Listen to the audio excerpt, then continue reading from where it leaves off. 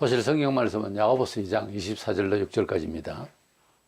이러보건대 사람이 행함으로 어렵다 하심을 받고 믿음으로만은 아니니라. 또 이와 같이 기생 라합이 사자들을 접대하여 다른 길로 나가게 할 때에 행함으로 어렵다 하심을 받은 것이 아니냐. 영혼 없는 몸이 죽은 것 같이 행함이 없는 믿음은 죽은 것이니라. 아멘. 우리가 예수를 믿는다, 하나님을 믿는다라고 이렇게 고백을 말로써 할 때에 정말로 성경에 이른 바대로 말씀대로 하나님을, 예수님을, 성령님을, 그리고 하나님의 언약에 대해서 그렇게 확실하게 믿음의 처세를 삼았는지는 그 말로써 다 할 수는 없습니다. 우리가 그런 말 있죠. 말의사 무슨 말을 못해, 그런 말이 있죠. 우리가 믿음으로 산다고 할 때에 우리 믿음의 그 고백이 어느 정도 진실한가는 스스로도 듣는 사람도 아주 확실하지는 않습니다. 본문의 24절의 내용은 아브라함이 백세에 주신 아들 이삭을 제물로 바치라 했을 때에 아무런 대꾸도 없이 그냥 아들을 바치려고 했던 그 행위를 보시고 하나님께서 과연 나를 믿는구나 하고 감동하시고, 그래서 성경에는 아브라함처럼 믿으라고, 그래서 아브라함은 믿음의 조상이라고까지 말씀을 하고 있습니다. 이래서 아브라함의 그 믿음의 실천을 중심으로 해서 우리가 믿음이 무엇인가를 생각할 수 있어야 되겠다 하는 것입니다. 그래서 우리의 믿음의 고백과 그 믿음의 진실에 대해서 한번 생각을 하려고 합니다. 먼저는 믿음은 양심적으로 하나님의 말씀을, 또 하나님을 신뢰하는 것입니다. 사람이 어떤 물건이나 사람을 믿는다고 간주할 때에 그에 대한 정보를 내 마음으로 확인을 하거나 또 그것이 옳지 않나 하는 점에 대해서 약간 객관성을 위해서 분석을 하고 판단을 해서 그것을 깨우치고 또 그렇게 신뢰하게 되고, 그런 양심적인 이제 과정이 있죠. 그래서 우리가 믿는다고 할 때 그 믿음은 두 가지로 크게 이제 나누면은 영생을 얻는, 속죄받아서 천국을 가게 되는 영생을 얻는 신앙이 있고, 그 다음에 영생을 얻은 신앙인으로서 하나님의 자녀로서 이 세상을 어떻게 하나님의 뜻대로 살아서 복되게 또 바르게 빛된 생활을 할 것이냐 하는 생활 은총의 신앙이라는 게 있어요. 이 구원과 생활 은총을 위한 구원을 완전히 분리를 할 수가 없는 것이, 십자가의 강도가 예수님 돌아가실 때에 한쪽 강도가 구원을 받는 장면이 나오는데, 그거는 더 이상은 뭐 어떤 행위를 할 수가 없고, 선한 행위든 또 더 이상 죄를 짓든 이렇게 뭘 할 수가 있는 처지가 아니고, 예수님을 이제 믿으면 구원을 받는다라고 하는 말씀을 그대로 적중된 사람입니다. 그러니까 말 한마디로 구원받았어요, 그 강도는. 근데 살게 되면 우리같이 이렇게 그냥 살게 될 때에는 삶의 과정 속에서 예수님이 나의 구원자 되심을, 또 예수님이 나의 구원자로서 실제 우리에게 성령으로 함께 하심을 보여주시는 그런 내용을 우리가 생활에서 보여야 되거든요. 그렇지 않고 꼭 지금 죽을 것 같은 이런 그 강도처럼 말만 하고 이제 예수를 믿는 세월이 없으면 이 문제가 좀 있죠. 그래서 이 관계를 자칫하면은 형제끼리 말을 너무 심하게 해서 믿음이 좀 연약하다 할까요? 또 행실이 뭐 심지어 불신자보다 못한 상황이 있다 할까요? 이럴 때에 말을 조심해야 되고, 또 우리의 신앙이 갈등이 올 수가 있습니다. 우선 로마 10장 10절에 사람이 마음으로 믿어 의에 이르고 입으로 시인하여 구원에 이른다 했습니다. 마음으로 예수님을 구주로, 물론 복음을 듣고 구주로 믿고 나는 예수님을 믿습니다 하고, 좀 구체적으로 말하자면 이제 다른 신을 믿던 것을 이제 거부하고 예수님만이 참 구주다는 것을 고백을 했을 때, 그 내용은 또 다른 데도 있습니다. 그렇게 믿어야 됩니다. 오직 예수님을 구주로 믿을 때는 구원을 받는다 이렇게 되어 있어요.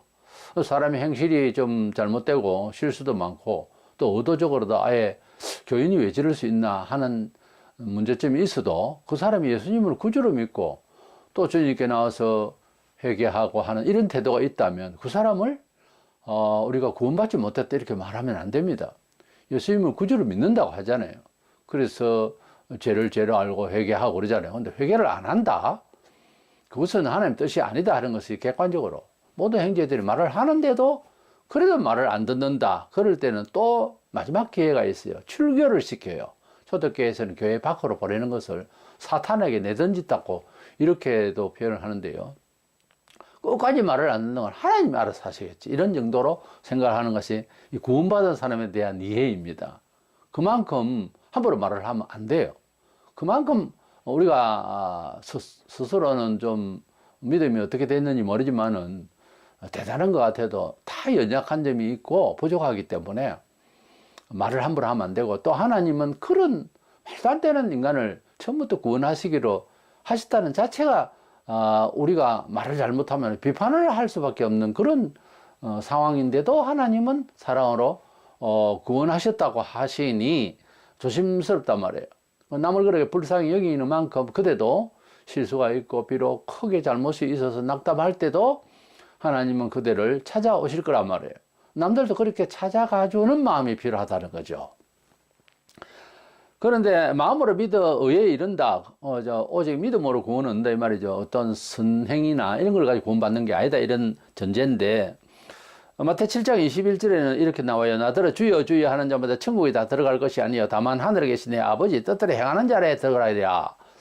그러니까 주여 주여 하고 고백하고 한다고 해서 구원을 받는 것이 아니라 하늘에 계신 내 아버지 뜻대로 행하는 자에 들어가리라. 이러니까 큰 부담이 오잖아요. 하나님 뜻은 제일 큰 뜻이 무엇이냐 하는 것이 참 중요해요.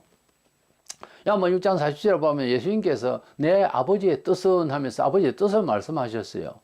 그러니까 구약 39권 전체의 예언서라고 할 수 있는 이 구약 성경 전체의 목표가 뭔가 하면은 신약 27권에서 증명이 되어 있는 예수 믿으라 하는 그 말을 하기 위해서 구약 모든 창세기부터 말라기까지 내용이에요.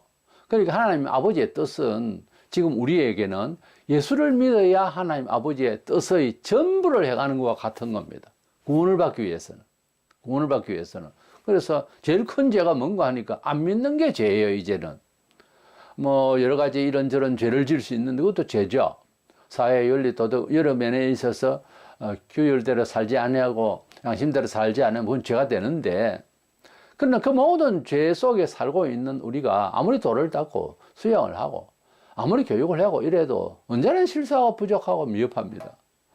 그래서 이 죄 중에 있는 인생을 그런 행실로서는 구원을 주시겠다는 어떤 판단 기준이 아니고, 예수님을 통하여서 구약의 배경입니다만은 사람이 죄를 짓고 죄도 없는 양을 잡아서, 그래서 동물을 잡아서 피를 바칠 때 하나님께서 그 죄를 용서해 주셨어요. 그런 원리 가운데서 예수님이 우리 죄를 위하여서 죄가 없으신데 말이죠. 양도 짐승이 죄가 없었듯이. 그래서 예수님이 십자가에서 희생당하심으로써 이제는 양을 1000마리고 10,000마리고 보다 예수님을 믿으면은 속죄함을 주겠다고 하는 것이 기독교의 구원의 핵심 진리예요. 하나님의 사랑이라는 게 그거예요. 어떻게 보면 하나님의 은총, 하나님의 복이 뭐냐 하니까 그거예요.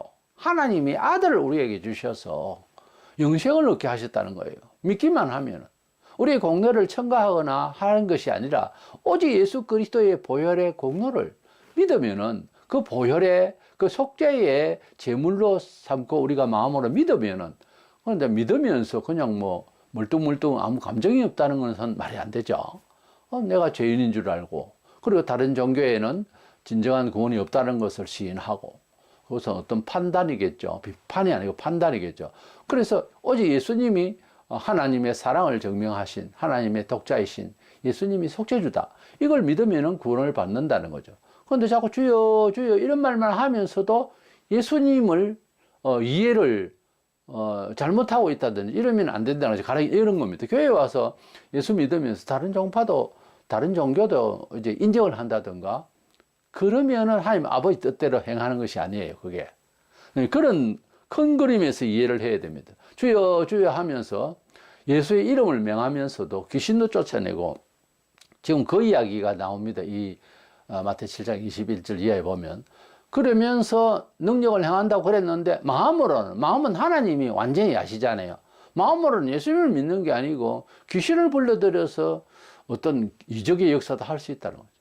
이게 이제 우리가 보통 사람들이 귀로서는 주여 하고 예수여 하고 하니까, 저 사람 예수 이름으로 행하는가 보다, 이렇게 생각할 수 있잖아요.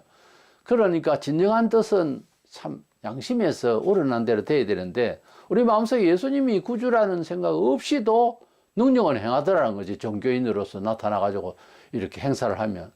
그러니까 얼마나 속을 수 있는 일이냐고요. 이 일이 굉장히 위험을 안고 있다는 거죠. 그래서 믿음으로 구원받는다고 하는 것은 구약 대대로 내려온 하나님의 백성 되는 조건이, 구약에는 남자 할례를 난지 8일 만에 할례를 행하라 그렇게 하셨잖아요. 율법이라면 그 행위입니다. 그것은 어떤 도덕적 행위와 좀 다르죠. 그러면 하나님 자녀가 되는 거예요. 그리고 대대로 이제 그 배대를 통해서 하나님 자녀가 나오게 되는데, 그러나 생활 규칙이 율법이 있었단 말이에요.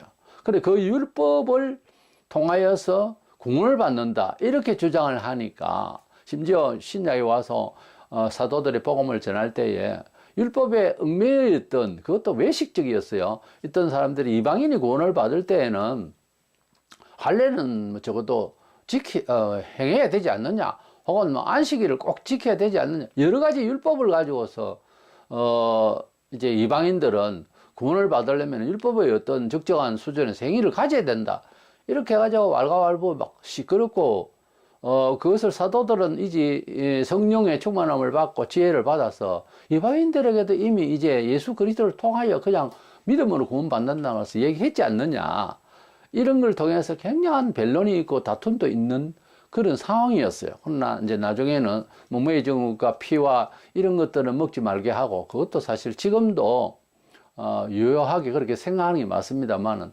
그런 정도만 했지, 율법을 통하여서 구원을 받는다는 식의 개념을 떨쳐버리도록 그래서 사도들이 가르치고 하는 장면이 사도행전에 나와요. 그래서 주여 주여 이렇게 말만 하고, 유대인들이 그때 당시에도 하나님 말만 하지만은 하나님 뜻대로는 생각을 안 한다는 거예요. 그게 참 묘하죠. 사람의 입에서 나오는 말이, 그런 말이 있잖아요. 영혼 없는 말이라고. 말은 맞는데 뜻은 아닌 거예요. 말이 그렇다는 거지 뭐 이런 식으로. 그래서 종교사회는 더해요. 그게 상당히 이게 예민한 부분이고, 이거 짚고 넘어가야 할 부분이거든요. 믿음으로 구원받는다고 하는 것은 하나님께서 우리에게 향하신 은혜의 약속이에요.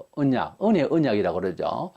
그런 가운데서 이해를 하라는 뜻에서 마음으로 믿어 의에 이르고 입으로 지으면 구원 얻는다 이런 말이지, 대중 없이 말만 한다고 주문해오듯이 한다고 해서 은총이 있고 뭐 복이 되고, 그건 아니라는 거죠. 자꾸 그런 식으로 끌고 날락하고 말로 가지고 끌고 가는 것은 심리 철학이에요. 긍정 마인드가 그거거든요.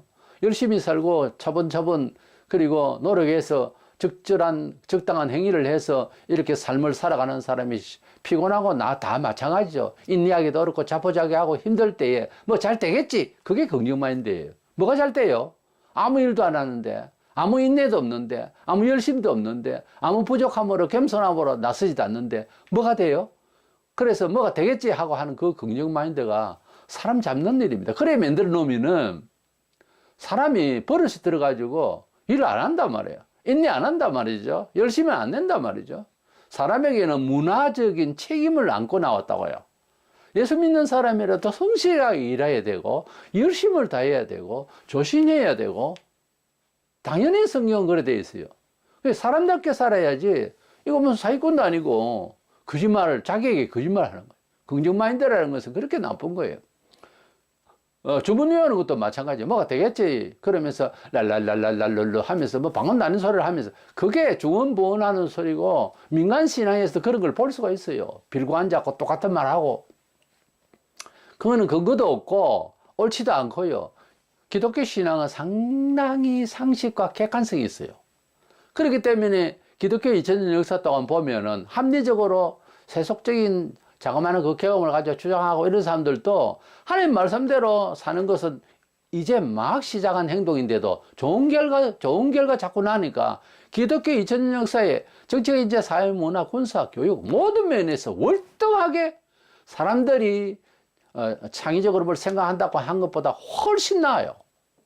지금은 과학 시대는 어쩌냐도 과학을 능가하는 하나님은 여전히 우리에게 역사하시고 있다는 거, 그걸 아셔야 됩니다. 하나님은 엉뚱한 걸 가지고도 세상을 이기셔버려요.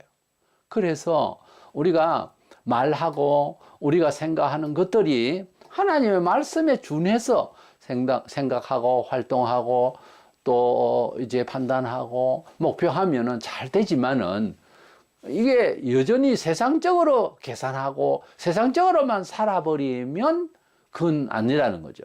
세상적으로 뭐 잘 되겠지 하고 긍정 마인드를 가지는 것도 이것도 잘 된 것이 아닙니다. 상당히 위험한 거죠. 그래서 말로써 뭘 이렇게 하는 것, 세상적인 이런 어떤 방법을 가지고 그것은 주여 주여 한다고 되는 게 그 종교성이라고 해요. 우리 사람은 태어나서 가지고 있는 종교성이 있거든요. 그걸 발휘를 한다고 해서 뭐가 되는 것은 아니다 하는 말입니다. 본문 24절에 보면 이러보건대 사람이 행함으로 없다 하심을 받고 믿음으로만은 아니니라. 아브라함이 하나님을 믿었단 말이에요. 고향과 친척을 떠나서 75세에 그렇게 하나님 가자 하는 데는 말씀 따라서 어디로 가야 됩니까 하고 이제 묻지도 않고 이제 가자 하는 데로 이제 따라갔습니다. 하나님께 직접 계시하실 때인데 그때는 그렇게 하나님께서 가자 하는 대로 가고 하나님께서 백세에 약속하신 대로 언약의 백성으로서 이삭 아들을 주셨어요. 그 손주같이 그 백세에 난 아들을 또 장성해서 10대 후반 정도 될까요? 청소년 그 싱싱한 그 젊은 친구를 이제 제물로 바쳐라 이랬을 때에 그냥 아낌없이 하나님께 주실 것이니 하나님께 드린다 달라 하니까 이런 차원의 아브라함의 믿음만 말로써 하고 안 바쳤다면 그 믿음이 아니죠. 그런데 실질적으로 아브라함이 아들 이삭을 바치는 장면이 막 나오거든요. 그때에 하나님께서 천사를 통하여 막으시고 손을 붙들어서 이삭에게 손대지 마라 하시고 그 마음을 시험을 하셨던 거죠. 이래서 뭐 행함으로 어렵다 하는 그 말은 뭐 어려움의 그 원칙 율법주의다 그런 뜻이 아니고 믿기 때문에 실천이 나오지 않는 이야기예요. 그게 참 믿음이 아니냐 그 말이에요. 우리가 사람을 사랑한다고 할 때 정말 마음으로 사랑합니다 물론. 그런데 능력이 없고 무능하면은 사랑한다는 말만 가지고서는 안 되잖아요. 그래도 그것은 알 수 있는 겁니다. 사랑을 받는 사람의 진심이라면. 그러나 아무리 우리에게 뭐가 없다 하더라도 우리 몸뚱아리도 있고 최소한 아무리 없다 하더라도 어떤 기회를 줄 수도 있고 당장 가진 것이 아니라도 그런 건 있거든요. 그걸 드리고 싶단 말이에요. 참 사랑하면 그에게 이제 안기다 주고 싶단 말이에요. 그것이 참 사랑이잖아요. 그러나 그렇지 않는 사랑은 뭐죠? 뭐 서빙하는 데라든지 여러분 사랑합니다 이런 거 이거는 이 영혼 없는 소리거든요. 사실 격에 맞춰서 하는 인격적인 말과 진심 어린 말은 다릅니다. 사람이 대인관계에 있어서 말을 참 잘하는 사람이 있어요. 말을 또 잘하는 것이 좋지요. 근데 마음속에는 그런 말이에요. 돌아서서는 욕한다고요. 그런 경우의 사람들이 있다고요. 그래서 사기꾼들이 보면 원래 말을 잘해요. 예. 그리고 좌파들이 보면은 문학과 예술 방면에 그리고 말을 참 잘해요. 조심해야 됩니다. 우리가 말을 잘하는 것은 위험한 것이 대초에 하와가 뱀을 통해서 뱀이 말을 잘했어요. 그 말에 휘말려서 말을 또 잘못했네요. 하와는. 그래가지고 원죄를 지은 거예요. 이 말이라는 게 어떤 면에서는 잘해야 되는데 그 기능적으로 기술적으로 잘하는 것을 조심하라는 거예요. 반듯하게 옳게 정직하게 하는 것은 말을 천천히 하든지 형용사가 별로 없이 말을 해도 적합하게 마음에 들립니다. 근데 너무 형용어가 많고 너무 말을 너무 잘해도 꼭 그렇게 안 해도 될 일을 그냥 이제 바로 뱉으면 될 일을 예를 들어서 죄송합니다, 미안합니다 이래야 되는데 죄송스럽습니다, 미안스럽습니다 이렇게 말하는 것은 이건 말이 잘못된 거예요. 양심적이지 못하다고 말이죠.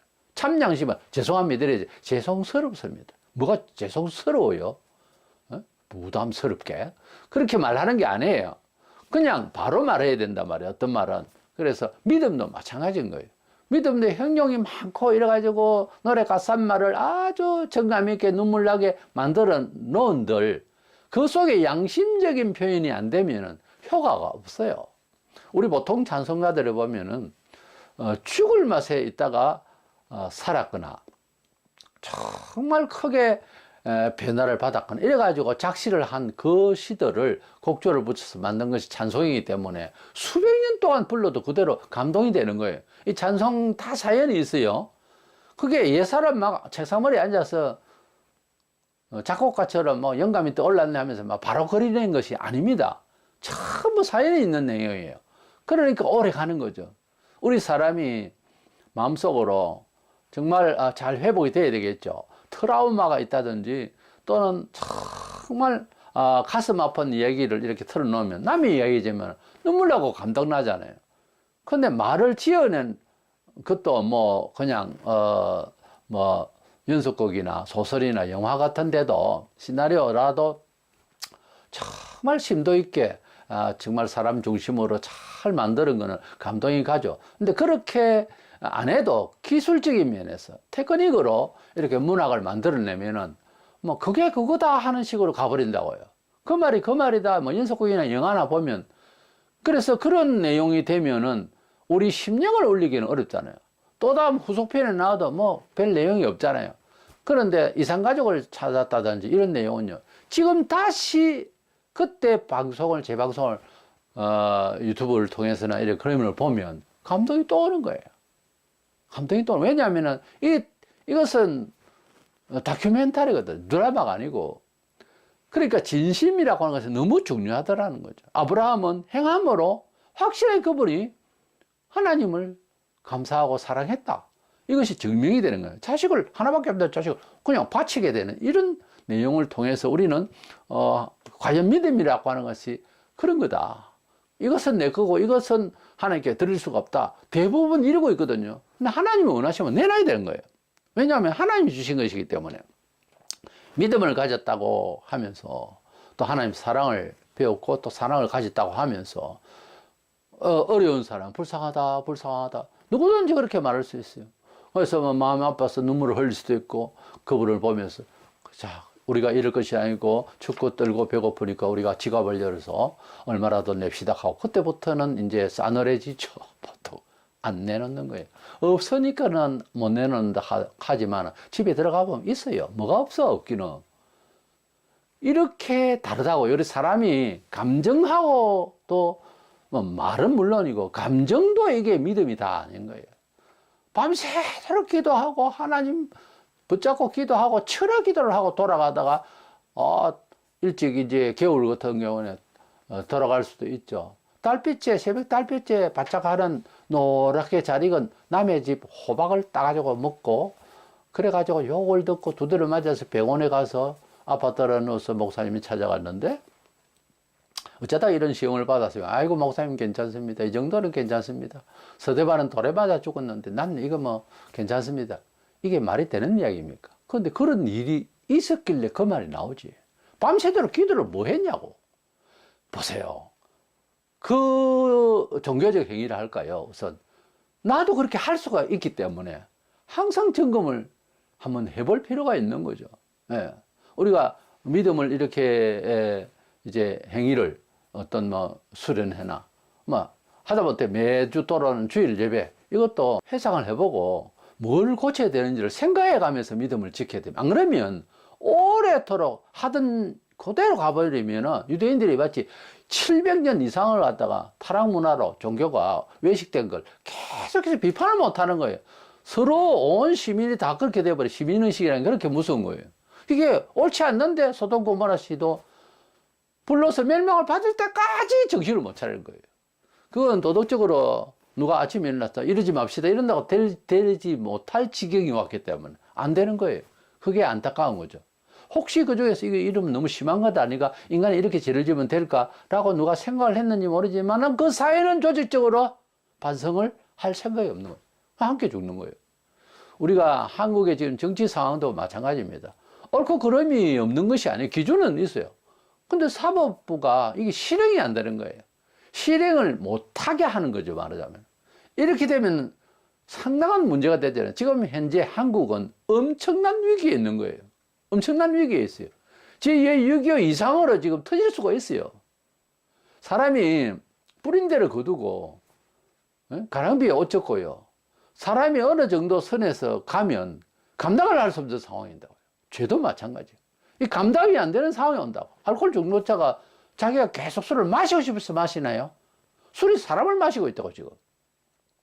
말세가 되면은, 모든 것이 거꾸로 돌아가고, 그래 되면은 운명이다, 그렇게 생각해버려요, 사람은. 그리고 긍정 마인드로 옳게 받아들이고, 운명이 안 되면 그것을 즐겨라, 또 이렇게 나오네요. 말은 재미있죠? 안 즐겨야죠. 죽음을 각오하고, 일사각오로 고치려고 해야죠. 근데 그걸, 그렇게 고집 피워봐야 안 되니까, 다른 식으로 돌아가자. 그게 적그리스도로 환영하는 길입니다. 제가 지금 드린 말씀을 이해를 하시겠습니까? 세상을 살아가면서 역사의식이 전 동네 전체가 잘못될 수 있다니까요. 그 나라 전체가 잘못될 수가 있어요. 마침내 세계 전체가 잘못되는 거예요, 종교가. 그런데 놀라운 것은 그 말세가 다 돼간다고요, 지금. 그러니까 처음부터 예수 믿을 때에 온 집안과 자식과 헬력과 모든 것을 한 방에 다 내놓고 계획을 해야 돼요, 원래. 초상난 것처럼 그렇게 울며 불며 변화를 받아야 됩니다, 본래. 그렇게 믿었었어요? 그 정도가 안 되니까 매일 근본 치료를 하지 않고 그냥 몸 밖에만 그냥 그저 시원한 약이나 바르고 물이나 얹고 그러고 있지. 안을 치료해야 된단 말이에요. 응? 정말 오늘날 믿음이 참 믿음이 맞을까요? 심각한 겁니다, 지금. 난 놀란 게 10년도 더 됐습니다만, 교회사에 누가, 이제 조사를 해보니까, 영생에 관심을 가진 사람이 3분의 1밖에 없더라고요. 어떻게 그 조사를 했는지 제가 잘 모릅니다만, 제가 보기에는요, 10%도 아닌 것 같은데요. 오늘날 신자들이. 그거 너무 심한 이야기 이제 반성해 보세요. 그대가 지금 살면서 영생의 중심을 두고 살아가요? 구원 문제에 대해서는 하나님의 손에 있습니다만은 우리가 보통 말하는 믿음의 세계에서 참다운 믿음을 가진 사람이 도대체 몇 명이나 됩니까? 근데 이런 말씀이 있어요. 로마 3장 28절 그러므로 사람이 어렵다 하심을 얻는 것은 율법의 행위에 있지 않고 믿음으로 되는 줄 우리가 인정하노라. 바울이 자꾸 율법적으로 행위 그거 가지고서 사람을 자꾸만 그 구원을 이야기를 하려고 그러고 예수 믿어도 그 소리를 자꾸 할 지경이니까요. 그때에 해준 말이 이방인을 위해서 로마서에 기록하기를 어렵다 하심을 얻는 건 율법의 행위에 있지 않고 믿음으로 된다. 그래서 구약에 어렵다 할 때는요. 뭐 지금도 거기 토합니다만 온전히 살아가는 하나님 말씀대로 온전히 살아가는 자를 어렵다 이렇게 해주는 정서이고 또 그렇게 하나님이 이해를 하려고 하셨어요. 뭐 사람은 다 죄인이지만 그 기준은 그래요. 신약에는 예수를 믿어야 칭이 어렵다 칭해 주겠다는 새 언약이란 말이에요. 구약과 신약을 구약에도 구원받는 것은 할례를 행해서 아브라함 후손으로 그렇게 구원받는 게 되고 어렵다 악하다 그걸 말할 때는 구약은 말씀을 벗어나면 악이고 말씀 안에서 살아가는 생활을 얻으면 어렵다 이렇게 봐주는 거죠. 신약은 그 율법을 전부 다 필요 없다가 아니라 의의 기준이 보다 핵심적인 의의 기준이 예수 그리스도를 통하여 우리가 그 의를 입는다는 거예요. 그 희생의 대가를 입는다는 거예요. 그래서 개념이 다릅니다.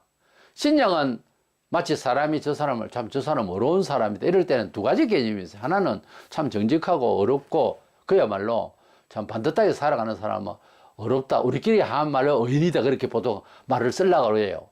근데 신약에서 우리가 성경적으로 말하는 그 의를 말할 때는 예수님을 그 사람이 죄를 지은 것을 다 알아요. 근데 그 사람을 보고 그 사람이 회개한 것을 봤단 말이에요. 그리고 진심으로 회개했기 때문에 생활 변화를 가져왔네요. 의인인 거예요. 그래서 신약의 의로움이라고 하는 것은 율법의 행위에, 그래서 율법의 행위를 잘못하면 의인이 어디 있어요? 그 자리에서 그냥 죽이고 막 그런 돌로 쳐 죽이고 별일이 다 있잖아요. 그런데 신약은 율법의 행위에서 좀 부족함이 있고 또 많이 부족하더라도 그걸 가지고 사람을 심판하는 것이 아니고 예수님을 믿느냐 하는 문제에 있는 거예요. 그래서 예수님이 내 죄를 위해 돌아가심을 확신하고 그런 혜택을 받겠다고 들이댄 사람은 구원을 받아요. 그런데 안 믿는 사람은 너무 큰 죄를 짓고 사람도 못 쳐다볼 정도로 한 걸음도 발을 옮길 수 없을 때에 좌절하고 자살까지 하잖아요. 그건 불신앙이에요. 교인이 자살했다는 것은 불신앙이지, 그건 뭐 우울증으로 죽었다는다고 뭐 엉뚱한 소리를 하면 안 됩니다. 자살하면 지옥이에요, 그냥. 왜냐하면 하나님께서 우리에게 그 연약함을 아시고 아들을 주셨다니까. 그렇게 꼴몇 번을 이야기를 해도 안 믿는 거예요. 안 믿는 걸 뭐라 그래요? 불신앙이라고 그러지. 교회를 다니면서도 죄와 의를 심판할, 사람을 심판하는 분은 누구예요? 하나님이시죠. 신이 심판을 하잖아요, 공정하게. 그분이, 그 심판자이신 하나님이 이러시되 너희들은 죄인이다 하시고, 그리고 우리가 인정하죠. 그렇기 때문에 너가 어렵고 너가 뭐 노력을 하고 수양을 하고 그게 아니고 내 아들을 믿을 수밖에 없는 처지다 너희들은. 그래서 아들을 주셨단 말이에요. 그것을 받아들이라고. 사랑은 받을 줄 아는 사람이 남을 사랑할 줄 알아요. 그래서 심리적으로 사랑받지 못하고 자란 사람들은 남에게 대해서 이타적으로 이렇게 잘 못해요. 섞이는 것도 잘 안 되고 사랑할 줄 몰라요, 사람이. 우리 하나님의 크신 사랑에 큰 감동받은 사람은 최고적으로 하나님께 드려야 된다는, 이게 이제 말하자면 보온행위랄까요? 이래 반응이죠. 이런 반응이 나와야 되는데, 하나님 사랑을 받았다 그러고 찬송하고 목적 높여 다 하는데 하나님 사랑하는 태도가, 생활에서 행위가 하나도 안 나타날 때 사랑받은 거 맞아요? 원리적으로 그렇잖아요. 사랑을 그렇게 정말 주었던 사람, 사랑을 이런 처지에 너무 아무도 손도 안 대고 관심도 없는 상황에서 이 사정을 너무 알고 내 마음을 알고 엉뚱하게 모르는 사람, 그것도 외국 사람이 나에게 잘했다 했을 때 나는 어떻게 해야 되죠? 아, 좋은 기회 왔네, 저 바보가 나를 살리네, 이러고 있으면 됩니까? 말이 안 되죠. 당신이 누구냐고, 내가 꼭 갖겠다고 그 자리에서 절을 하든지, 그래 안 됩니까? 그게 사람 아니에요? 예수님을 어떻게 생각하시죠? 예수님은 그대의 생애에 얼마나 크신 분이냐고, 그대의 삶 속에서 얼마나 크게 영향을 끼쳤어요? 영향 끼친 만큼 사람이 반응하잖아요. 예수님이 제일 좋으세요, 사실. 그럼 제일 좋은 걸 주님께 드릴 마음은 있고요. 내가 지금 그걸 묻는 거예요. 우리가 믿음 하지만 정말 믿느냐는, 수십 년을 믿어도 돼요. 믿음이 아닌 상황에서 종교성으로 믿는 사람이 수도 없이 많습니다. 부산의 영도의 한 장로가 죽으면서 예수 안 믿는다고 죽었다는 거, 놀라운 이야기가 있습니다. 뭐 어느 교단이라는 걸 말을 할 수 없고. 그러니까요, 믿음이라고 하는 것이 뭐냐 하는 것은 그리 멀리 있지 않고, 오늘 드리는 말씀입니다. 행동이, 삶의 문화에서 예수님이 제일 좋아서 하는 행동이, 선택이, 판단이, 이해가, 주관이 나와야 돼요. 맞잖아요. 사랑을 받았으면 그 사랑에 반응이 있을 것 아닙니까? 이 말을 듣고도 맹하게 사랑이 뭐지? 과연 나는 믿는 건가? 이렇게 오해가 된다면 그들은 정말 한 번은 매듭을 지어야 될 겁니다. 믿음을. 자신의 믿음의 정도를, 자신의 믿음의 뿌리를, 자신의 믿음의 진실을 한번 제대로 점검을 할 필요가 있어요. 먹고 살기에 바쁩니까? 아무리 바빠도 그렇지 며칠을 몇 날을 한번 고민해 봐야 돼요. 묵상의 기도가 필요해요.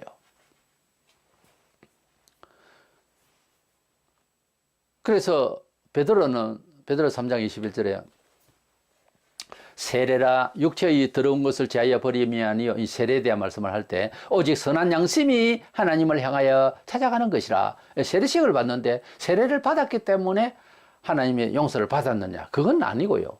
세례를 받는 것은 그 하나님께로 찾아가는 형식의 표시일 뿐이지 양심이 하나님을 찾는다라고 했습니다. 우리가 율법주의에 대한 그 비판을 위해서 참된 의에 대한 바울의 말을 통하여서 믿음을 어렵다 함을 받았지만은 신약 백성이고 특별히 우리 이방인으로서 하나님께서 어렵다 칭함을 받아야 천국 가요. 일단은 의인이 천국 가지 죄인이 천국 가는 거 아닙니다. 그러면은 의인이라고 하는 기준이 뭐냐 하니까 그 사람의 인품의 내용이 아니고 예수님을 나의 구주로 진정으로 믿고 있는 그 믿음을 통하여서 어렵다 칭한다고 하는 것이 신약의 전체 사실 의의 내용이에요. 그런데 야고보도 그랬지만은 믿는다 하면서 행위가 하나도 없는데 그 사람을 의인이라 할 수 있느냐 하는 그런 차원에서 말한 것 뿐이지. 그러니까 바울은 믿음으로 구원받는다는 거는 율법주의자인 사람들을 유대주의를 이제 비판하는 입장에서 복음의 핵심적 가치를 이야기를 하자는 것이고, 야고보는 그 복음을 받았을 때에 또 유대인이 본래 가지고 있는 외식된 그런 사회 문화처럼 예수를 그렇게 입만 가지고 하면 그게 맞냐? 불쌍히 여긴다면서 아무것도 그에게 도와주지 않으면 그게 믿음이냐라고 그 야고보서 2장에 그렇게 설명을 하고 있잖아요. 그래서 동전의 앞뒤입니다. 말하자면은 바울과 이제 야고보의 그 견해의 설명은 다른 게 아니고 같은 이야기다 그 말이에요. 결국 우리의 믿음이라고 하는 것은 우리 양심적인 신뢰가 정말 그 과정이 있어야 되고 그게 먼저 되어져야 되니까 상대가 심리를 보는 것이 안 되니까 그래서 어려운 거예요. 사실은 서로가 못 보니까 너무 양심을. 그래서 사람 알기는 정말 잘 알 수가 없거든요. 근데 어떤 일이 터졌을 때 그 일을 수습하는 과정과 그게 반응을 보고 알 수 있어. 아, 저 사람이 그런 사람이었나 그러잖아요. 그래서 돈에 대해서나 특별히 어떤 기회가 올 때에 그 사람이 반응을 하는 걸 보면은 행계에 대해서, 이웃에 대해서 평소에 무슨 마음을 가지고 살았다는 게 보이죠. 그렇죠. 깜짝 놀라는 사람도 있어요. 어떤 사람, 저렇게나 이기적이었고 저렇게나 불법적이었나? 깜짝 놀랄 정도의 사람으로 이렇게 드러나는, 실체가 드러나는 경우에 무섭죠, 사람이. 그때부터는 그 사람을 어쩐다? 신뢰하기 힘들어지잖아요. 그래서 극과 속이 다르다고. 그래서 그런 말이 있어. 우리나라에도 그런 말을 썼습니다만 성경에 있는 대로 사람 속에 참 사람이 있어야 되는 거예요. 그래야 참 사람이지. 사람 같은 사람인데 짐승처럼, 강도처럼, 악마처럼 사는 경우도 허다하니까 얼마나 우리 믿음이라고 하는 것도 이제 냉정하게 잘 판단해야 되겠느냐 그 말이에요. 이거 분석을 잘 해야 되는 거예요. 먼저는 자기 자신을, 남의 이야기, 남 보고 말하기 전에 내 믿음이 옳은지에 대해서 객관성 있게 잘 살펴볼 필요가 있다고 말해요. 그래서 자기 믿음의 점수를 매겨봐야 돼요. 좋은 점수를 더 받기 위해서는 매주 반성을 그래 하면서 더 잘 믿으려고 해야 되겠죠. 그래서 두 번째 생각하는 것은, 그래서 우리가 고백하는 것보다는 우리의 믿음은 어떤 행위로 문화 속에서 표시가 돼야 된다 이 말이에요. 불신자들도 보면 말은 잘 하는데 실천이 없고, 왜냐하면 그 사람을 기만하는 사람, 사기꾼 이렇게 비판하잖아요. 그러니까 우리의 믿음도 그런 비판을 받을 여지가 있다고 말해요. 마태복음 23장 3절에 그러므로 무엇이든지 그들이 말하는 바는 행하고, 유대인들 율법사들 말합니다. 지키되 제자들 보고 그들이 하는 행위는 본받지 말라. 그들은 말만 하고 행하지 아니하며, 그런 말이 나와요. 말은 맞단 말이에요. 말은 참 비단 같은데 행위를 보면은 전혀 말한 것하고 이 행위하고 이게 매칭이 안 될 때 그 사람 말은 옳은데 그 사람의 행동 같은 것은 본받지 마라, 이렇게 이제 된 거죠. 유대인들이 종교적으로 뭐 말을 잘못한 게 아니라 말이야. 율법도 613가지 나놓고 아주 옷에다가 줄줄줄 써놓고 아주 의인이 지겠지만은 생활은 아니라는 거죠. 우리가 기독교도 마찬가지예요. 하나님 은총을 받았네, 어떤 내 큰 예배당도 짓고 과거와 달리 굉장히 풍족하게 보입니다. 복 받았네 하지만 속을 들어가 보면은 아니라고요. 에스보도 사빌라 라오디게아 교회까지 에베소 교회부터 계시록 2장 3장에 보면은 주님이 교회를 평가하시는 것 잘 보시면은 오늘날 교회가 어떤 교회인지를 아실 거예요. 사대교회 같은 데는 그 교회가 커요. 근데 몽땅 다 죽은 교회. 그 교회는 하나님 백성이라고 할 수 있는 사람이 없다는 거지. 그 교회는 죽었다는 거예요. 살아있는 교회가 아니고. 그리고 에베소 교회는 큰 교회인데 처음 믿는 그 아름다운 원시적인 그 사랑과 그 믿음이 없다는 거예요. 그래서 에베소 교회들 저하면서 날아갔습니다. 예배당이 크다고 중요한가? 스마나 교회, 빌라델피아 교회는 교인 수도 적고 연약했어요. 그러나 참 하나님을 사랑했어요. 이상하다.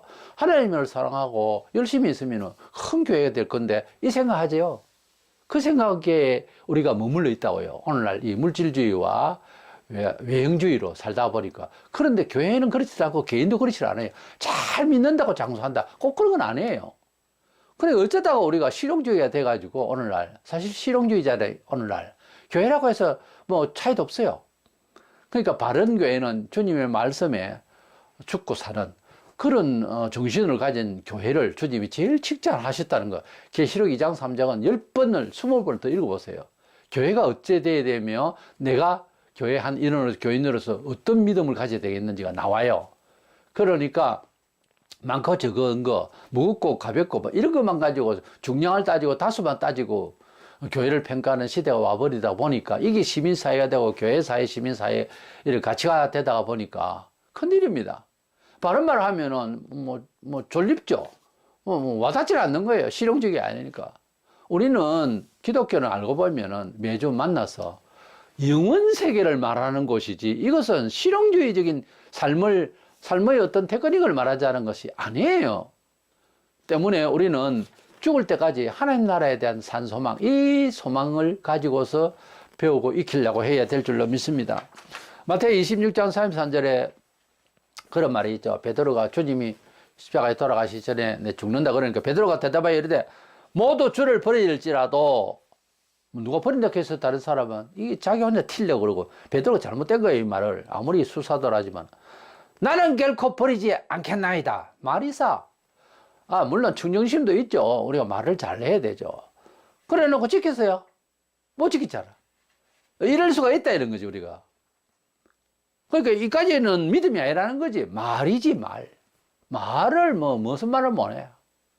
간을 빼준다 했다가 피를 빼준다 했다가 돈 많은 도 하나 못 주면서. 그러니까 말을 무슨 말을 못해. 그 베드로가 말이 너무 앞서갔어요. 근데 이런 행위가 이런 종교적 표현이 다 있다. 사도가 이랬는데 누구들 말할 수 있다 이거예요. 오늘 10장 12절 그래서 그런 선줄로 생각하는 자는 넘어질까 조심하라. 항상 잘할 수 있을 때 겸손해야 될 거예요. 탤런트 인기 있는 사람들이 그런 말을 해요. 한참 주가 오를 때, 한참 인기가 탑으로 오를 때 불안하다는 거예요. 떨어질까 봐. 근데 안 불안할 수 있는 방법이 한 가지가 있죠. 겸손해야 되죠. 언제나 겸손하면 그냥 그 자리에 계속 머물 수 있죠. 교만하면 그때부터 시작해서 네 교만하거나 너는 이제부터 인기 없어 이렇게 누가 선동을 하는 게 아니고 그냥 안 됩니다. 그게 원리예요. 말씀을 믿는다고 우리가 하고 믿습니다 그러고 성경을 보고 하는데 진짜 말씀을 믿는 신앙은 예수님을 찾아온 백부장에게 있습니다. 백부장이 하인이 죽어가는데 예수님께서 말씀만 하시면 나사라 이렇게 말씀만 하시면은 우리 군대는 위사람을 명령하면 그대로 즉각 순종하듯이 병도 주님이 나으라 하고 여기서만 말씀하셔도 나은 줄 내가 가겠습니다. 보통 믿음이 아니죠. 주님도 깜짝 놀랐어요. 요금 7장 7절에 그러므로 내가 주께 나아가기도 감당하지 못할 줄을 아나이다. 말씀만 하사 내 하인을 낫게 하소서. 백부장 선생을 한번 만나보고 싶어요. 어떻게 그렇게 믿을 수 있는 얘기예요. 우리가 누가 그렇게 말하면 그래 알았다. 집에 돌아가라. 내가 해결해 주겠다. 예 알겠습니다. 하고 돌아갔더니 통장에 보니까 돈이 들어왔다. 이런 거하고 비슷한 거예요. 너무 능력이 있는 사람이에요. 이 사람은 월 봉급이 300만 원도 안 되는데 몇 억이 지금 사고가 난 거예요. 그랬을 때 이 돈을 줄 사람이 딱 한 사람이 있는 거예요. 믿을 만한 사람이. 그래 가서 선생님 이렇게 돼서 온 가족이 죽을 상황이 왔습니다. 평생 내가 갚을 생각을 하니까 좀 도와주십시오. 빌려주십시오. 빌릴 것 없어. 내가 줄 테니까 돌아가 있어. 현금을 하죠. 요인 같은 바로 이제 온라인으로 하자. 내가 지금 업무가 바쁘니까 돌아가 있어라. 내가 사무실에 가서 넣어줄게. 예, 알겠습니다. 이 말씀만 하옵소서 하고 비슷한 거예요. 그래서 가서 보니까 돈이 해결이 된 거예요. 이해가 갑니까? 백부장이 예수님을 믿을 때 그런 식으로 믿은 거예요. 대단하지 않습니까? 우리가 어떤 문제를 놓고 주님 앞에 기도하면 산기도도 하고 금식도 하고 뭐 결제받기 위한 거거든요. 이거는 어떤. 그래서 너무너무 애절히 기도하면 마음에 돌아가라. 이제 내가 해결해 주겠다. 돌아가라. 네 마음을 내가 알았다. 이런 맺히기 시간이 와요. 그럼 돌아가면은 일이 된다니까요.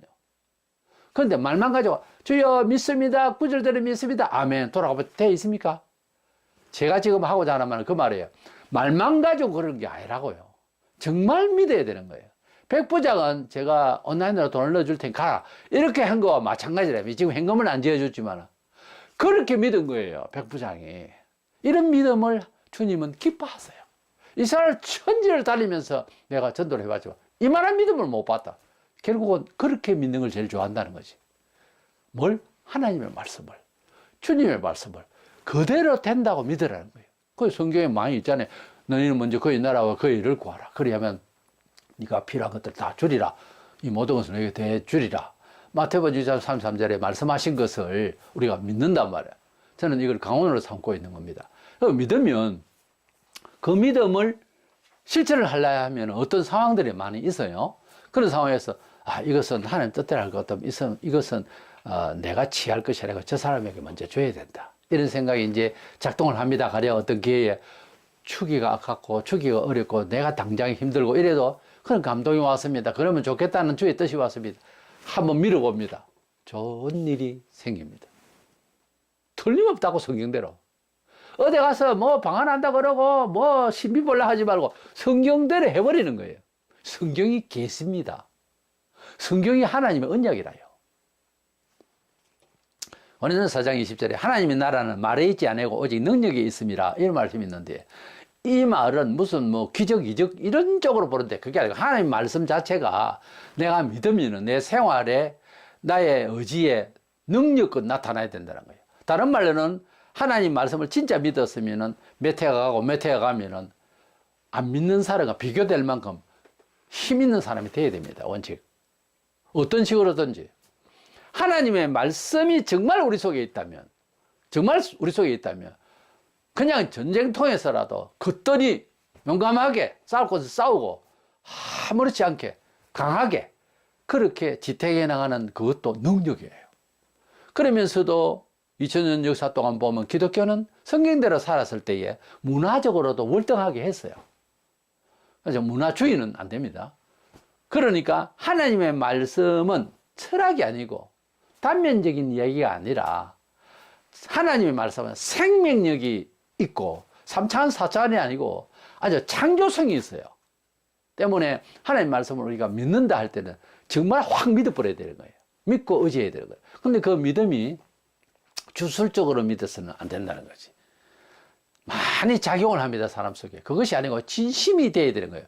그러니까 함부로 믿음으로 고백하기 어려운 거죠. 그래서 그 믿어지게 해달라고 그렇게 기도하다 보면은 그 믿음을 받아들일 내 마음의 그릇이 들어오면 또 회개가 되어지죠. 우리가 기도를 깊이 들어가 보면 웃깁니다. 처음에는 뭘 달라고 기도하고 믿어지게 해달라고 기도하고 오만 생각을 다 해요. 그런데 나중에 보면 그냥 회개를 합니다. 그걸 받아들이려니까 부담이 딱 되는 거예요. 종교의 양심이 발휘되면서. 그래서 회개하죠. 그러면 이제 그다음부터 달라고 말도 안 하고 내려갔는데 산에서 기도하다 하산했는데 좋은 일이 생겨버려요. 그거 보세요. 결국은 우리 마음의 진실성이 그렇게 중요해요. 사람이 정직하고 하나님 앞에서 어렵고 정직하고 진실하다면 주의 뜻을 정말 사모하는 새로운 처세로 사람의 마음에 갖춰졌다면 그건 회개를 통해서 시작돼요. 절대적으로. 그래 하면은 술술술술 이게 풀리게 돼 있어요. 뭐 적당한 선에서 우리의 활동은 있어야 되겠죠. 최선을 다하는 것도 즐거움으로 하고 불평을 하고 비판을 하고 하나님 앞에 불만을 하고 이러고 있는 거는 이게 처음부터 누구 책임도 아니에요. 하나님 책임도 아니라고. 그대가 지금 문제가 있다고요. 정서사. 우리는 비교되는 창의적이고 어렵고 선하고 정말 선망의 대상이 되는 이런 믿음의 영육간의 표현이 불신자와 대조적으로 나타날 정도로 말씀의 그 능력을 발휘가 돼야 됩니다. 이게 진짜 믿음입니다. 믿는다 하면서 불신자에게 섞여가지고 믿는 사람인지 아닌지 표도 없고 더 못하고 말이나 행동이나 아무것도 안 됐다. 그냥 교회를 다닌다. 아니에요. 무능한 교인이거든요. 한마디로. 뭐 여러 가지 한 부분의 분야에 있어서 뭐 교육부터 시작해서 근데 무능한 교사가 될 수 있고 무능한 기술자도 있을 수 있거든요. 사업가라도 좀 무능하게 보이는 사람, 농사를 지어도 무능한 사람이 있다고요. 그래서는 되느냐 이 말이에요. 타업은 안 되더라도 적어도 A 플러스 클래스, A 클래스에는 가야 되거든요. S 클래스는 안 되다. 하나님의 말씀은 능력이라 했기 때문에 그 하나님 말씀을 믿고 의지한다는 사람이 아무런 능력이 없다면 제일 능력 없는 사람이 자살한 사람이에요. 하나님께서 예수님을 주셔서 우리를 용서하겠다고 했는데 한 번 용서하는 게 아니잖아요. 일생을 책임진다는 그 예수님 앞에 사람을 처음부터 비판할 수밖에 없는 비판을 받아야 할 처지지만 주여 나를 구원하소서 이렇게 하라고 했으니 그 말씀의 능력을 믿어야 될 것 아니에요. 그게 믿으면 그것이 능력이에요. 맞잖아요. 사람이 능력을 딴 데 찾지 말고 그것을 믿으면 내가 사니까 죽은 사람 살리는 게 자살했으면 죽은 거 아닙니까? 죽었으면 이제 뭐 끝이죠. 근데 죽은 사람을 살리는 것이 능력이라고 할 때에 내가 죽을 수 있는데 하나님 말씀을 믿었으니까 그 믿음이 뭐예요? 능력이 됐잖아요. 너 안 죽을 수 있다는 거지. 세상의 법에서는 뭐 형을 받더라도 내가 안 죽을 수 있다는 거지. 부끄럽지. 부끄러워도 하나님 앞에서 살겠다고 했을 때 그게 믿음이 능력이 됐잖아요. 죽은 사람 살리는 거 마찬가지잖아요. 자기부터 살리라고. 자기가 죽을 수밖에 없고 자살할 수밖에 없는 것은 살려내는 것은 하나님 말씀을 믿고 능력을 받는 거예요. 그렇죠? 물론 뭐 경제적인 이런 부요 또는 물질적인 또는 뭐 명예적인 이런 것도 건질만 하면 건질 수 있도록 최선을 다해야 되겠죠. 능력 있게. 무능한 믿음을 가지지 마라 그 말이에요. 그래서 결론은 우리의 믿음의 고백이 정말 진실한가 하는 것은 단순한 이야기 아니더라고요. 입으로만 무슨 말을 못해. 나의 믿음이 내 몸으로부터 내 삶의 정황에서 그런 표출이 되고 사회 문화 속에서 그런 것이 보이고 또 증명 자료들이 있는지 정말 나는 모든 교인들을 한 사람 한 사람 간증을 해보세요 하고 싶은 사람이에요. 도대체 믿어가지고 무슨 효과가 무엇을 발휘하고 있는지 무엇을 아버지 이름을 영광 돌리고 있는지 그대 자신은 뭐가 만족한지를 한번 물어보고 싶어요. 그렇지 않고 할 말이 없으면은 듣기가 거북스러운지 모르겠지만은 참된 믿음이 아니에요. 그대는 참된 믿음은 그렇지 않아요. 할 말이 많아야 돼요. 또 보여줄 만한 것이 있어야 돼요. 사료가. 그런 사례가 있고 그런 사건들이 있고 간증거리가 있어야지. 당연히 죽은 사람 살려놨는데 어떻게 가만히 있어요? 그렇잖아요. 그래서 우리의 믿음의 고백과 믿음의 진실은 갭이 있다. 차이가 있다는 점을 말씀을 드렸으니까 그 차이를 좁히시고 믿음과 나의 고백과 그리고 나의 삶이 일치가 신행 일치가 될 수 있도록 율법주의적인 말이 아닙니다. 하나님의 구속의 은혜부터 시작해서 이것이 발휘가 되는 입술로만 아니라 그 구속하신 은혜를 입술로 고백하면서 그 기쁨이 평소에 내가 좌절되는데 좌절되지 아니하고 하나님의 혜택으로 은혜로 사랑으로 살아가려고 하는 이 용기, 이상한 용기. 안 믿는 사람은 저거 뭐 양심도 없나 이럴지 모르지만 하나님 나를 살려주시다라고 되어 있는데 선행으로 또 잘 살면 될 것 아닙니까? 전에는 악해서 손가락질 받는 사람인지 모르지만 그러니까 우리가 하나님 앞에서 변화받은 상태의 삶이 능력이잖아요. 그래서 하나님 우리에게 능력을 주시려고 그랬지 믿는다는 말쟁이 되라고 한 것은 아니거든요. 때문에 우리의 믿음의 고백과 우리의 믿음의 신실한 신앙심이 양심적으로 잘 살아있는 그런 양심적으로 살아있는 믿음이 되어서 삶의 요소 속에서 우리의 모든 문화에서 잘 표현되는 저와 여러분 되어서 하나님 자녀답고 우리들도 참 믿음의 효과를 잘 발휘할 수 있는 그런 삶이 이루어지기를 주의 이름으로 축원합니다.